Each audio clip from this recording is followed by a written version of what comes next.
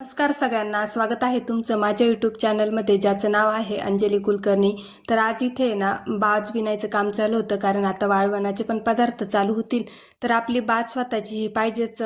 कोणाचे किती दिवस मागणार आहे आणि किती वेळेस मागणार आहे, नाही का? कारण बाज असली का मग आपल्याला पण पटकन काही पदार्थ करायचा असलं तर आपण तो करू शकतो. कारण आपल्याला काही जर दुसऱ्या दिवशी करायचं असलं ना तर विचारावं लागतं, तुम्ही उद्या काही करणार आहे का? नाहीतर मग मला करायचं. त्यापेक्षा आहे ना स्वतःची बाज असली ना तर आपण कधीही काही करू शकतो. त्यामुळे आहे ना मग मी आहे ना म्हटलं आता बाज विणून घ्यावी.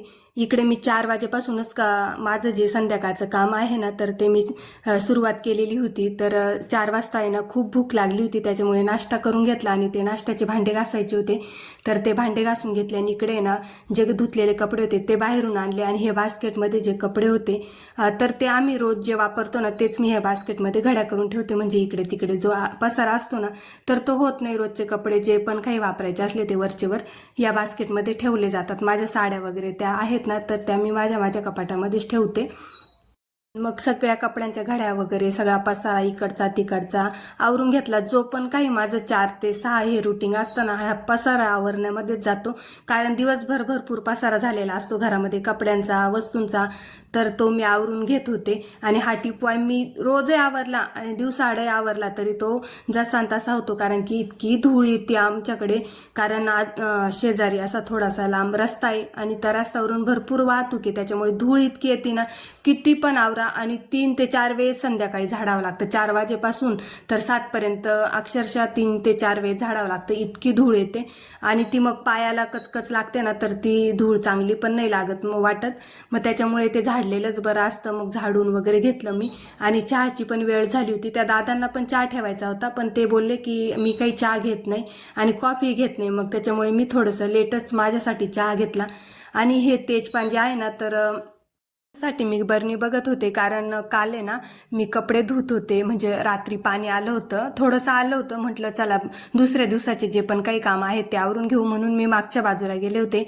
तर इतका मोठा साप, म्हणजे बऱ्यापैकी मोठा साप होता आणि इतका चपळ होता. तर मग आम्ही ना तो घरच्या घरीच पकडला बरं का. मग त्याच्यासाठी मी ही बरणी रिकामी केली होती. तेजपान घाई आहे ना असं ओतून दिलं होतं आणि ती बरणी मी रिकामी करून घेतली आणि त्याच्यातच पकडला. आणि ते खूप मोठा अनुभव आहे माझ्यासाठी तो साप निघाल्याचा. तर तो अनुभव मी नक्की शेअर करणार आहे 1-2 दिवसामध्ये. माझ्यासाठी खूप मोठा अनुभव आहे तो साप निघाल्याचा. साप नव्हता, तो नाग होता, छोटासा नागाचं पिल्लू होतं. तर फणा वगैरे काढत होता तो, पण आम्ही तो बरणीमध्ये भरला. आणि सोपं नाही घरच्या घरी म्हणजे धरून आणि बरणीत पकडणं. तर ते मिस्टरांनीच पकडला बरं का आणि बरणीत पण भरला. आणि आम्ही तो म्हणजे शेजारी शेतं वगैरे असे पडीत जागा तर तिथे नेऊन सोडून दिलं. इकडं फरची वगैरे माझी पूर्ण क्लीन झाली होती. आणि घर कसं स्वच्छ असलं तर येणाऱ्याला प्रसन्न वाटतं आणि आपल्याला स्वतःला सुद्धा प्रसन्न वाटतं घरामध्ये. आणि संध्याकाळच्या वेळेस जर घर प्रसन्न असेल तर लक्ष्मी पण नक्कीच आपल्या घरामध्ये प्रवेश करत असते. त्यामुळे मी संध्याकाळचं तरी घर इतकं स्वच्छ क्लीन ठेवत असते. संध्याकाळच्या आत माझे सगळे कामं आवरून जातात. मला मुलीला आणायला जायचं होतं, तिचा पेपर होता. तर 3 ते 6 पेपर होता. तर म्हटलं आता 5:30ला निघावं. पण मला निघायला 5:30 म्हणजे 5:45 झालेच होते, सगळं काम आवरत निवरत. तर मग मला तिला घ्यायला जायचं होतं आणि कॉलेज लांब असल्यामुळे ना तर अर्धा तास तर लागतोच तो तिथे जायला.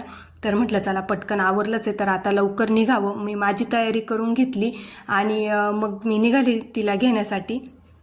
माझं आवरायला काही मला जास्त वेळ लागत नाही. निघायच्या वेळेस ना मला घड्याळ सापडत नव्हतं आणि मी एखादी वस्तू जर ठेवली ना तर ती अजिबात मला सापडत नाही. तिकडून येताना आम्हाला थोडासा अंधार पडायला झाला होता.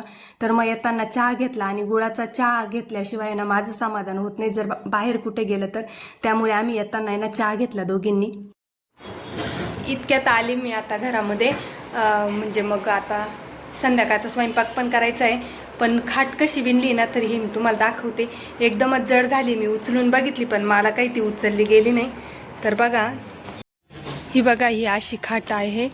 इतकी मोठी खाट आहे. एवढी मोठी खाट मी तर पहिल्यांदाच बघितली आणि ती माझ्याकडून तर बिलकुल पण उचलवून नाही राहिली. इतकी मोठी आणि विणली इतकी छान ना त्यांनी, त्या दादांनी एकदम दाट विणली आहे.